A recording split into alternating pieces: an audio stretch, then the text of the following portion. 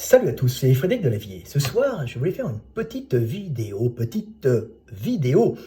improvisée pour vous parler d'évolution humaine, pour vous parler de sexualité et pour vous parler de zététique. Pourquoi? Parce que j'étais intervenu sur une chaîne qui était assez sympa à voir, qui parlait de psycho-évo, de psychologie évolutive, mais c'est lié à l'évolution. Bien sûr, notre façon de se comporter n'est pas que culturelle, elle est aussi génétique, et la génétique influence la culture, et la culture influence la génétique. Ça va dans les deux sens. Donc, il y avait une émission de certains, alors le nom c'était, je crois que c'était un certain Hassan, je crois, c'est ça, qui fait partie du cercle Cobalt, zététicien hérétique, donc il se donne un nom particulier. Il avait invité un monsieur qui parlait de psycho-évo, un monsieur intéressant d'ailleurs, et qui s'est mis un moment à parler d'oestrus, de perte d'oestrus dans l'espèce humaine. Alors pour les gens qui ne savent pas ce que c'est, les oestrus, c'est le fait pour les femelles de beaucoup d'animaux d'avoir des période, dans leur période de fertilité, de le montrer par un comportement particulier ou par des caractéristiques, on va dire, visuelles, façon de se comporter, façon de cambrer le dos chez les femelles, et aussi involontaire aussi, alors c'est involontaire en général, mais aussi physique, rougeoiement, par exemple, des callosités fessières chez les chimpanzés et bien d'autres singes en général, ce qui permet d'optimiser les chances de reproduction de ces femelles, en attirant à ce moment-là les mâles qui viendront les féconder. Alors il y avait une grande question, c'est une question que se pose Jarod Diabon, qui a écrit le troisième chimpanzé. Alors, il a écrit pas mal de très bons livres. C'est un monsieur qui se pose des questions intéressantes sur le monde, c'est toujours intéressant de le lire. Et il se trouve que mes connaissances en anatomie, mes connaissances en évolution humaine, en primatologie, puisque je suis un anatomiste spécialisé dans le système locomoteur humain à la base, m'ont permis de répondre à cette question qui était sans réponse. Alors, je sors pas tout ça de mon cul, comme je dis tout le temps, mais c'est paraît un peu vulgaire, parce que je vis en Hongrie, chez les paysans qui sont très terre à terre, donc je prends leurs expressions. Je connais ça puisque c'est mon métier. Quand je dis que c'est mon métier, c'est que je gagne ma vie avec cela depuis pas loin de 30 ans et que je gagne en moyenne 10 000 € par mois. C'est pas énorme, mais ça en fait mon métier. Si vous voulez, c'est avec ça que je gagne. Je suis un spécialiste de l'anatomie humaine et je gagne ça grâce aux livres de biomécanique appliqués au sport. Oui, il y a beaucoup plus d'argent dans le sport que dans la paléontologie. Bien sûr, donc c'est un avantage, la paléontologie humaine, c'est un avantage pour moi, ça me permet de continuer mes passions tout en ayant de bons revenus. Bon, là-dessus, je n'attends pas aussi sur ces 10 000 €, puisqu'il se trouve que ce n'est pas là que je gagne le plus d'argent pour les gens qui voudraient savoir. Maintenant, c'est injuste, mais je gagne beaucoup plus avec l'investissement immobilier que j'ai fait sans vraiment le vouloir. Voilà, donc je multiplie mon salaire presque par 10, bien sûr, si je revends ce que je possède. Donc c'est pour montrer quand même que je suis dans ce milieu, je ne sors pas des théories comme ça, c'est que je vis avec ça. Je ne suis pas comme Hassan, qui est un zététicien hérétique, et qui ne doit pas gagner sa vie avec. Et j'espère qu'il va la gagner, mais il faudrait qu'il soit plus poli. Alors, je vais vous expliquer, je vais vous parler d'oestrus, vous allez voir, c'est très intéressant, puisqu'on va parler de sexualité humaine dans cette vidéo, mais je vais vous parler des zététiciens, de leur façon de se comporter aussi. Alors, c'est pas le premier zététicien à qui j'ai fait pampan cucu, puisque nous avons bien vu que un certain Thomas Durand m'avait attaqué sur 3 points, sur le fait, pour les gens qui s'intéressent à ça, que le dos rond en lourd n'était pas dangereux. Il avait tort, c'est-à-dire qu'il m'attaquait en disant que Monsieur Delavier dit que c'est dangereux, il a tort. Non, il a tort, le porté lourd dos rond, Rachid Lambert a arrondi, c'est dangereux, on l'a prouvé, on l'a prouvé factuellement, avec on a montré des recherches, hein, et aussi avec les lois de la mécanique qu'on lui a sorties. Bien sûr, ce monsieur ne les connaissait pas. Ensuite, il m'a attaqué, hein, puisqu'il a dit que j'avais été débunké, ce monsieur Thomas Durand, hein, en disant que j'étais mauvais, en disant que la morphologie, hein, n'avait que peu d'influence sur la performance, quasiment pas d'influence sur la performance. Ben, n'importe quelle personne sensée vous dira qu'un lévrier court plus vite qu'un teckel. Hein. Il ne faut pas être un zététicien diplômé pour comprendre ça. Hein. Donc il était encore ridicule. Il a suivi un certain Jack Enfield qui fait partie de sa secte, qu'il avait invité et qui m'attaquait là-dessus. Ce sont des jeunes gens qui ont des diplômes de profs de musculation et qui sont tout juste nés de la dernière pluie et qui se pensent très intelligents parce qu'ils ont lu 3 ou 4, 10 ou 30 études scientifiques d'ailleurs qu'ils n'ont pas compris. Ensuite, j'ai été attaqué par ce même Thomas Durand, c'est-à-dire qu'il a dit que j'avais été débunké par ces individus. C'est un zététicien, hein, connu pour les gens qui ne savent pas, en disant que Delavier a tort. Il n'y a aucune, mais vraiment aucune recherche scientifique prouvant que la morphologie a une influence en sport sur les risques de blessures. Bien sûr, ils l'ont dit, redit, on a les vidéos à l'appui, on leur a envoyé, allez, ça se compte par dizaines, on va pas dire par centaines, mais on est à plus de 100 études, hein, on pourra en trouver 1000, hein, si tu veux, prouvant qu'ils avaient totalement tort et que la morphologie a bien sûr une évidence sur les risques plus ou moins accrus de pathologie, de blessures en sport. Hein. C'est une base, d'ailleurs, pas qu'en sport, dans la vie de tous les jours. Hein. Si tu as les genoux qui rentrent un peu vers l'intérieur, bah, tu courras moins bien. Hein. C'est évident. Et si tu as un récurvatum des genoux, ben, quand tu vas faire de la presse verticale, si tu tends les jambes ou au squat, ben, tu risques d'avoir une hyperextension qui va partir même dans l'autre sens et qui va niquer tous tes ligaments. Donc ce monsieur a 100% tort. On l'a prouvé, hein, factuellement, loi mécanique et physique à l'appui, et études scientifiques qu'on a étalé bêtement, hein, sur ma page. Hein, Jean Honche a aussi fait une magnifique vidéo, allez la voir, mais il n'y a pas que lui. Hein. D'ailleurs, ils ont été ridiculisés. Donc, on ne les entend plus, ils ont été ridiculisés. Ce sont des zététiciens, c'est une secte moyenâgeuse. Hein. Et maintenant, on a un certain Hassan, je crois, je ne sais pas, qui fait mon projet zététique, le Cercle Cobalt.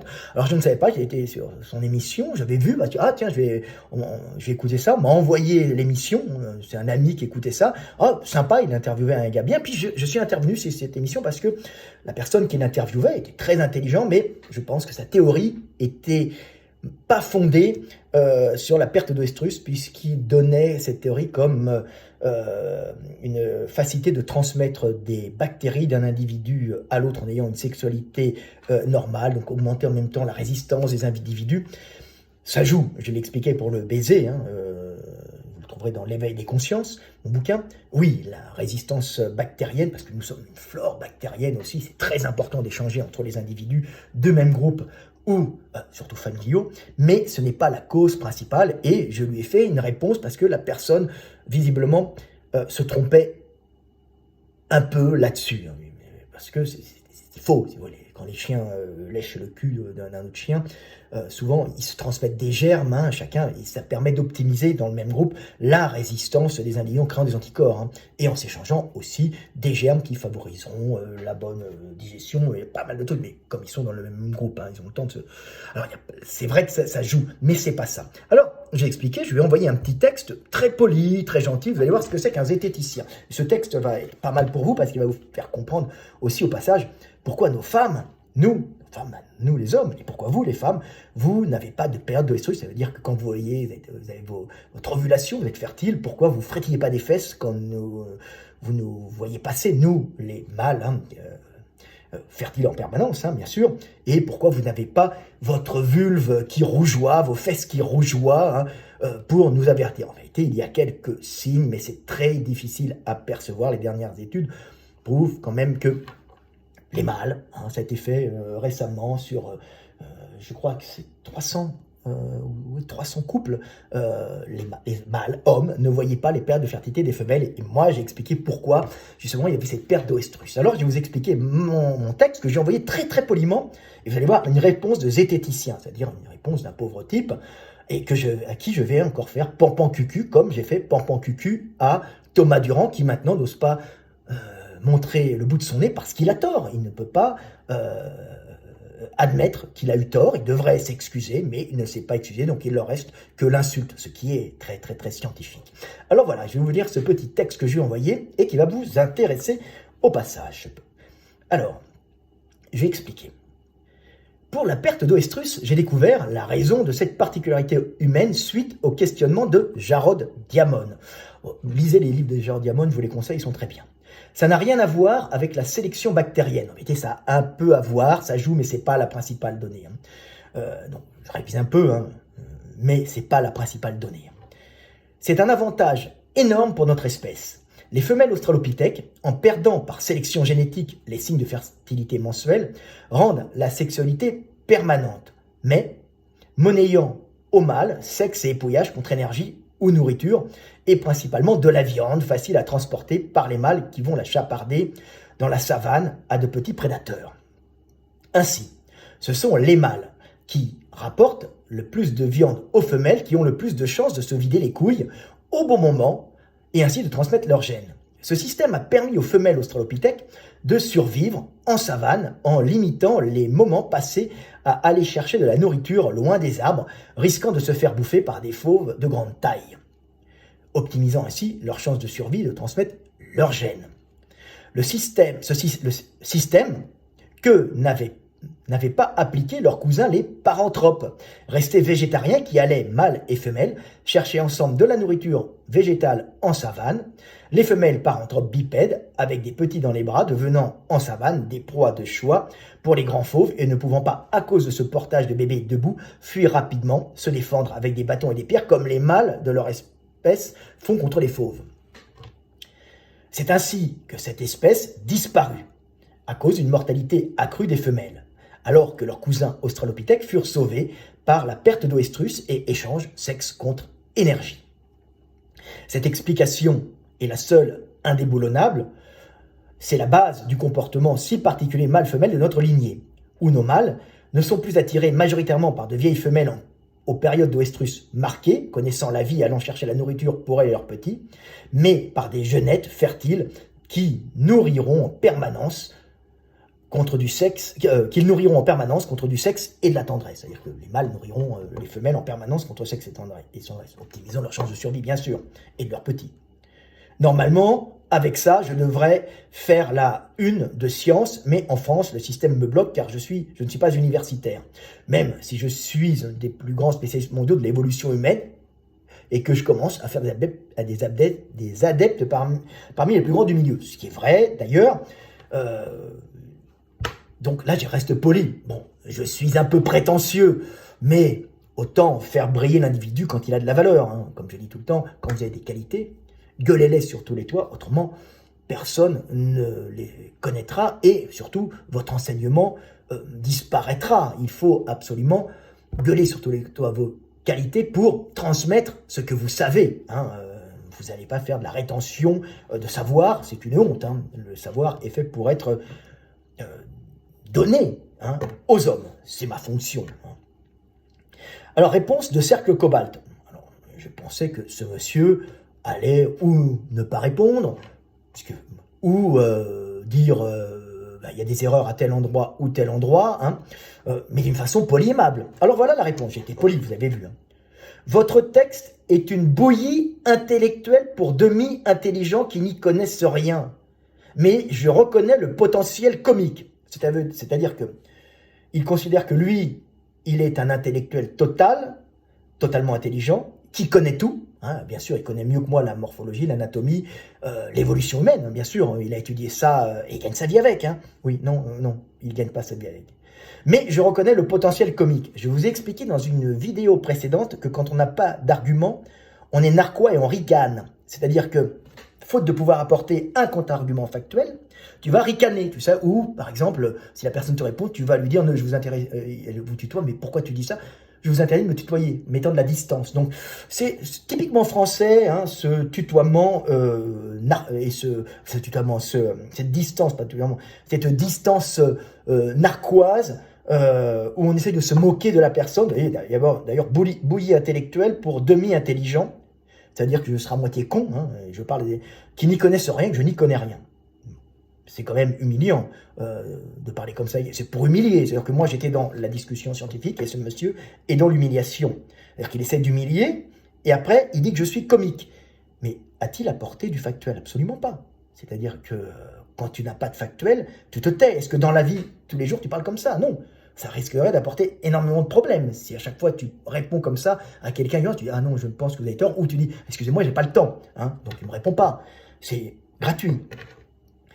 La meilleure partie étant normalement, avec ça, je devrais faire la une de Science. Mais en France, le système me bloque, car je ne suis pas universitaire, même si je suis un des plus grands spécialistes mondiaux de l'évolution humaine, et je commence à faire des adeptes parmi les plus grands du milieu. Et pourquoi pas le prix Nobel? Ben, j'ai envie de dire, oui, pourquoi pas. Hein, c'est pas parce que t'as pas compris ce que j'ai dit, et que tu n'es pas capable d'argumenter, que ce que je dis est faux. Non, t'as bien vu que ce que je disais était bâti. Hein, et j'en ai fait plus de 100 pages hein, dans le bouquin, puisque c'est une des bases de mon bouquin. Hein. J'ai un livre qui s'appelle Sexe contre énergie qui t'explique ça. Alors, un niveau de déni rarement vu chez une personne. Je sais pas, je suis déni. Non, c'est mon métier, mec. Quand je dis c'est mon métier, c'est que je gagne ma vie avec. Hein. Oui, et même si je ne gagne pas des masses, je gagne quand même un salaire, même en philosophie, en évolution humaine, hein, maintenant. Je gagne même un salaire moyen français en plus de ce que je gagne avec mes livres de muscu. Tu comprends? Et mes livres d'anatomie, de biomécanique appliqués au sport. Voilà. Alors, je lui ai répondu très poliment, nous sommes entre gentilshommes et scientifiques. Ta réponse est factuellement vide. La moindre des choses, c'est de dire où mon explication pose un problème. Car là, il n'y a que bouillie intellectuelle pour demi-intelligent qui ne connaît rien. Je reconnais le potentiel comique. 1. Ta réponse est sans contre-argument. 2. Tu es insultant sans raison. Alors que j'étais poli. Je ne pense pas que tu te comportes comme ça dans la vie en dehors des réseaux. Car c'est très risqué. Ben oui, imaginez quelqu'un qui vient vous insulter. Alors, ils peuvent tomber sur un individu peut-être un peu ramollo ou qui n'a pas les moyens de réponse, comme ils peuvent tomber sur un individu encore dans la force de l'âge, avec une bonne puissance physique, un taux de testo élevé ou une certaine agressivité, sans méchanceté, qui peut se sentir insulté, qui peut répondre très violemment. C'est augmenter les risques dans la vraie vie d'avoir une agression physique et d'énormes problèmes. Je veux dire, pourquoi insulter les gens quand on est entre gentilshommes hein tu te poses quand même des questions sur la mentalité de ces individus qu'on appelle zététiciens, avec qui je ne savais même pas qu'il était zététicien. Moi, j'ai discuté avec lui gentiment. Il s'appelle Hassan. Voilà, alors il est là, Hassan. Je crois qu'on le voit là. Alors, j'essaye de grossir. Voilà, là, c'est Hassan. Bon, je crois qu'il a un peu changé parce que dans la vidéo, maintenant, il a laissé pousser sa barbe et puis il a pris une trentaine de kilos. Mais il ressemble un peu à ça. Il s'est appelé le Cercle Cobalt. Alors, ses émissions étaient pas mal. C'est un mec qui bosse bien. Mais pourquoi insulter?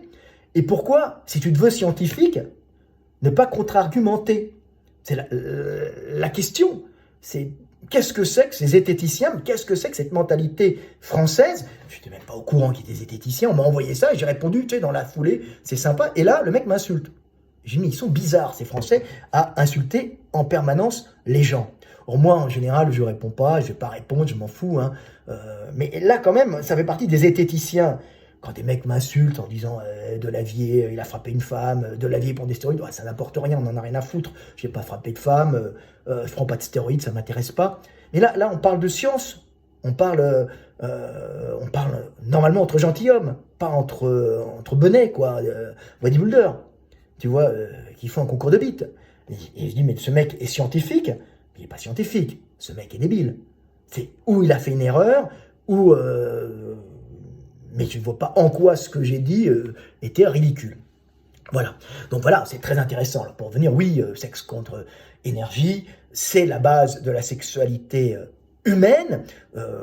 C'est l'homme, c'est les relations hommes-femmes se sont bâties comme ça, tout simplement parce que l'entrée en savane d'un petit singe bipède ne permettait pas aux femelles de survivre facilement, hein, et il y a eu cette entraide, cet échange sexe contre énergie, où le fait de porter d'une façon bipède le petit, c'est une base, hein, en évolution humaine, fait que les femelles ont d'énormes problèmes de survie, hein, vous voyez, j'avais fait un petit schéma dans le bouquin, un petit schéma succinct, tu vois. Là, nous avons une femelle de chimpanzé, alors son petit sur le dos, elle a encore ses mains libres, et ses deux canines, hein, mordre et se défendre en cas de problème. Et là, vous avez une australopithèque, hein, qui porte son petit dans les bras. Vous voyez que dans ce milieu, la savane est dangereux. Les canines ont disparu parce qu'elle n'a plus la tête en avant, hein, comme un outil, hein, pour aller se défendre, hein. Elle a les bras en avant, mais les bras chargés de petits, on ne peut pas se défendre, on ne peut pas taper. Alors, ils grimpaient encore aux arbres, mais les femelles, c'était très dur. Nous avons ici une femelle humaine, hein, classique, qui se balade avec justement le petit porté sur la hanche, hein, comme on peut voir le portage du hanche, hein, il n'y a pas des tissus avant, hein, et on voit que les australopithèques ne peuvent pas parce qu'ils grimpent encore dans les arbres et la hanche est trop large. Donc c'était la double peine pour les femelles. Donc il y a eu cet échange sexe contre nourriture et le système digestif de ces petits singes qui rentrent à la savane ne permettait pas aux femelles de passer longtemps en savane pour aller chercher d'arbre en arbre, assez de feuillage et assez de tubercules pour survivre, même un peu de viande, et il valait mieux laisser ça aux mâles qui apportaient en plus de la viande, alors que les femelles restaient autour des arbres, visiblement, hein, et se nourrissaient là, et échangeaient sexe contre nature pour optimiser leurs chances de survie. Donc c'était le système digestif, j'en ai passé pas mal, hein. C'est le bouquin est fait de ça, hein. Si vous voulez, voilà, hein, la perte des périodes d'oestrus fait que, justement, en se redressant, en plus, on ne voit plus le rougeoiement des fesses, hein, on ne voit plus la vulve gonfler, hein, et ça n'indique plus, hein, c'est un désavantage aussi, hein, mais qui est devenu un avantage en savane, hein, et le fait de plus montrer aux mâles qu'on est fécondable pendant l'ovulation permet d'avoir une sexualité constante et un nourrissage constant. On s'en fout de la baise, hein. La vie, on s'en fout de la baise, hein. La baise, c'est pas la finalité, hein. C'est fait pour créer des relations sociales qu'on voit pour les bonobos, calmer le groupe, hein, organiser le groupe, un groupe plus uni, un groupe qui survit mieux, qui peut défendre son territoire, hein, qui s'organise mieux et qui est plus fécond, hein, mais le sexe peut aussi être sexe contre nourriture. Alors les bonobos font pas sexe contre nourriture puisque les femelles vont chercher la nourriture, mais les mâles, oui, hein, c'est tout le temps comme ça. Un peu moins maintenant en Afrique, mais pour d'autres raisons que j'ai expliquées, mais même si ça reste comme ça, les hommes défendent le territoire. Vous voyez la différence entre une femelle humaine, hein, femme, et une guenon. Et vous voyez que la vulve est gonflée en période d'oestrus, et chez les seins ne sont pas très apparents, et chez les femelles, chez les femmes humaines, on ne montre pas la période d'oestrus, mais on montre l'âge de fertilité, c'est-à-dire la jeunesse, hein, qui est preuve de fertilité, hein, et il n'y a plus à montrer la vieillesse, hein, et les poils pubiens apparaissent, c'est-à-dire qu'on est fécondable, et les seins grossissent, on est fécondable. Donc c'est à ce moment-là que les hommes vont essayer d'aller avec des jeunes femelles, parce qu'ils n'ont pas intérêt à aller avec des vieilles femelles, ce n'est plus leur intérêt fondamentaux, puisque c'est les mâles qui rapportent essentiellement la nourriture, hein, laissant du temps aux femelles de s'occuper des petits, alors que chez les chimpanzés, tout ça, ce sont les femelles qui vont chercher de la nourriture, hein, même les gorilles. Les mâles, eux, protègent le territoire contre les autres groupes pour les chimpanzés, par exemple, et les gorilles contre les autres mâles, hein, tout simplement, ce sont des harems. Donc ça, c'est vraiment une sexualité différente. Donc c'est très intéressant de voir que cette perte des périodes d'oestrus a été fondamentale à notre survie, et elle est moins bactérienne qu'elle est plus faite pour la survie des femelles qui sont très désavantagées en savane, puisqu'elles ne peuvent plus monter aux arbres tout de suite pour se protéger, et donc elles ne peuvent plus chercher la nourriture dans leur milieu, il y a beaucoup moins d'arbres, elles n'ont pas le système digestif, hein, pour pouvoir digérer les graminées, hein, qui sont autour d'elles, hein, ou les herbes avec des feuilles plus épaisses, hein, donc il faut chercher des fruits, quelques arbres où ils peuvent manger certaines feuilles, chercher des tubercules, et puis agrémenter cette nourriture de viande qu'elles ne peuvent pas aller chercher forcément, c'est trop loin, donc c'est les mâles qui vont chercher avec des bâtons, hein, des cailloux, et eux sont très dangereux parce qu'ils ont encore bâtons, les mains libres, pas de bébé, et eux, ils sont véritablement dangereux pour des prédateurs, hein. Il y a très vite, alors que les femelles, avec les petits dans les bras, ils ne peuvent pas se défendre. Hein. On ne peut pas avoir des bâtons et un petit, c'est pas possible, et la course est pas bonne. Le système digestif, j'ai fait des bouquins, j'ai système digestif d'un gorille végétarien, d'un humain, on voit la transformation, hein, un énorme intestin pour digérer des végétaux, hein, alors que chez l'homme ça s'est réduit parce qu'on a une nourriture déjà très cuite, après avec des outils, on n'a plus besoin de tout ça, mais aussi parce qu'on était beaucoup plus carnivore, c'est-à-dire qu'on était omnivore à tendance carnivore, très longtemps des chasseurs, hein, chasseurs-cueilleurs, ce qui fait qu'il y a une réduction du système de digestion par microbiote avec beaucoup de bactéries qui permettent de casser la cellulose, comme on voit chez les vaches, hein, les gros ruminants, hein, ou les gorilles, hein, pour en tirer les briques, c'est-à-dire les protéines, et essentiellement les hydrates de carbone qui vont te faire survivre, les micronutriments. Hein. Une vache, hein, c'est un énorme système digestif, hein, même à cheval, hein, c'est une grosse panse, hein, entre quatre pattes. Hein, voilà, et ça fonctionne. On peut se balader, un humain, pour des questions de taille, il ne peut pas. Hein, donc, il est obligé de passer à notre système. C'est pour ça que Paranthrope a disparu. Paranthrope, c'était le cousin d'Australopithèque. Ils ont sûrement, ce sont des Australopithèques, bon, on leur donne des noms, mais qui avaient pris le mauvais chemin, c'est-à-dire qu'ils n'avaient pas fait sexe contre énergie et il n'était pas devenu carnivore, en partie, pas carnivore, mais en partie mangeur de viande, hein, et de gras. Hein, c'est le gras qui contient beaucoup d'énergie, hein, et de collagène aussi, mais beaucoup d'énergie, collagène étant protéines. Mais le gras, ça ne prend pas beaucoup de place, extrêmement énergétique, et ramener de la viande, même si elle est plus sèche en Afrique, elle a moins de gras, c'est des bombes énergétiques, c'est facile à ramener. Alors ramener on ne pourrait pas ramener des fruits, si vous voulez, à un Australopithèque. D'abord, il n'y en a pas beaucoup, ou des végétaux, ou des feuilles, ça prend trop de place. Hein. La viande, ça se comprime, donc c'est pour ça qu'on peut aller chercher la viande et la ramener, parce que c'est une espèce de bombe énergétique. Hein. Alors, Paranthrope, lui, avait choisi un autre chemin, c'est toujours intéressant à comprendre, avec ses femelles, un gros mâle type gorille, hein, bipède, hein, qui défend avec des bâtons, balançant des pierres, tout ce que tu veux, et les femelles avec des petits, et ils se baladent en savane comme ça, et les femelles vont chercher la nourriture elles-mêmes, et les mâles défendent le harem, parce qu'ils visiblement, ils avaient une crête sagittale, donc il devait y avoir des affrontements où ils devaient être extrêmement massifs, s'il n'y avait pas il devait quand même avoir un harem pour se défendre contre les prédateurs, hein. Je crois qu'ils avaient gardé encore des canines un peu, donc extrêmement costauds, des gros australopithèques, mais il n'y avait pas sexe contre nourriture. Puis les isotopes, quand on étudie la dentition et au niveau moléculaire, on s'aperçoit que, effectivement, d'abord, le broyage, c'est du broyage végétal dans les dents, hein, essentiellement, avec usure par végétaux fibreux, même des fois, et aussi, et pas de viande. Alors qu'Australopithèque, on sait très bien qu'ils avaient un apport de viande, ça a été calculé maintenant, et c'est ce qui a fait survivre les femelles. Donc, mais c'est le fait d'être végétarien pour les paranthropes et d'avoir les femelles qui viennent avec eux qui les ont fait disparaître. Alors, ils n'ont pas disparu du jour au lendemain. Hein.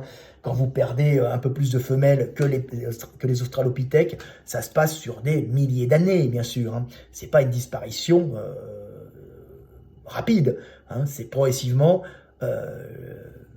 l'efficience en savane est moins...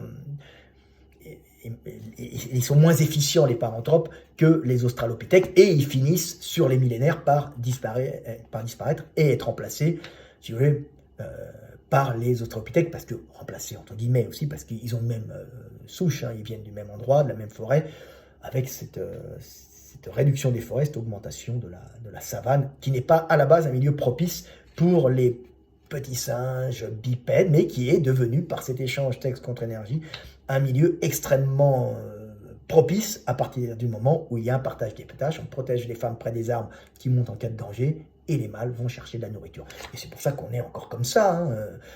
On invite une fille au restaurant, on lui montre qu'on a une grosse voiture, on lui montre qu'on est riche, qu'on lui paye des roses.